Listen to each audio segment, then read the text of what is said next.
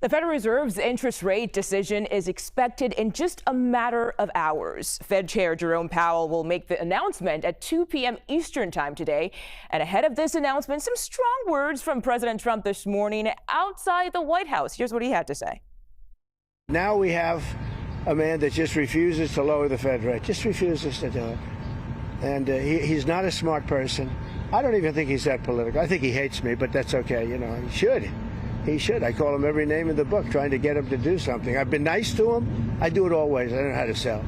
I've been so nice to him, fellas, you wouldn't believe. Let's have dinner. Too late? I'd call him too late. Come on, too late. Let's have dinner. I do it every way in the book. I'm nasty. I'm nice. Nothing works. He's like just a stupid person. All right, on that note, let's bring in CBS News MoneyWatch correspondent Kelly O'Grady. Kelly, I understand you'll be in the room later today when Powell speaks. So what exactly are you expecting? That's right. We'll be there in the 2:30 p.m. presser. You always want to watch the markets when Powell speaks because investors tend to react pretty viscerally to what he has to say.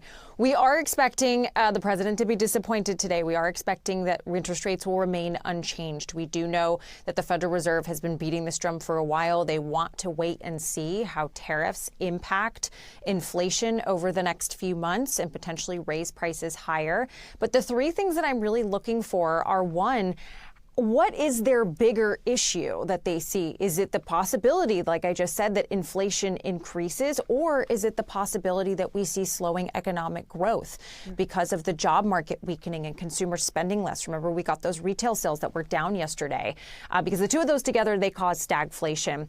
The other thing that's going to be really important is we're going to get an updated projection on how many interest rates the Federal Reserve does expect, or sorry, interest rate cuts the Federal Reserve expects this year. That's going to be a really important one. Right now we're at 2. Anything less than that is going to cause a lot of downward pressure in the market. And then finally, you just played the sound from the president. Of course, we are going to be trying to get some reaction from Fed Chair Powell.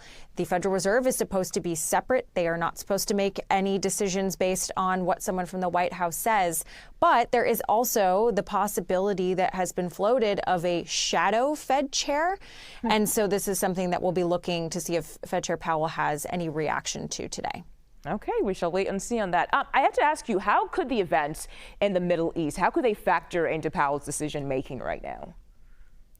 This has just made things so much more complicated from an economic perspective. I'm glad you brought that up, Mugo, because oil prices, this is a big driver of inflation. And you go back to summer of 2022, oil was above $100 a barrel, and that contributed to the 9% inflation that we saw because oil factors through to your gas pump and pretty much everything else of how your goods get to the store. So geopolitical uncertainty and then the fact that oil prices are rising, it's another wild card that they're going to be dealing with when it comes to inflation on top of the tariffs. So that's definitely going to be something that we're looking to talk to him about today. Yeah, I did not think about oil prices. Kelly O'Grady, thank you so much for your insight.